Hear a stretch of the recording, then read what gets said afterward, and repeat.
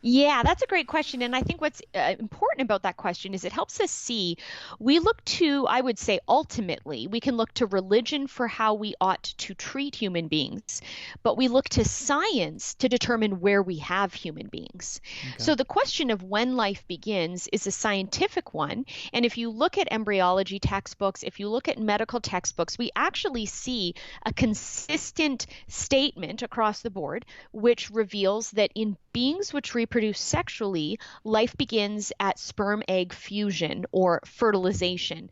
Of course, in pro-life lingo, we often use the term conception, but I would say fertilization is the most scientific term. And there is consensus in the scientific textbooks about that. I would also say when we're talking about other beings which reproduce sexually but aren't human, there is no debate about when life begins because there's consensus that with dogs or cats, that because these beings reproduce sexually, their offspring begin their lives also at sperm egg fusion. I would say, on another topic, which of course is an issue for a whole other day, but to make the point, if you're dealing with a situation not where someone wants to end life in the case of abortion, but where they want to create life in the case of being faced with infertility and maybe are considering in vitro fertilization.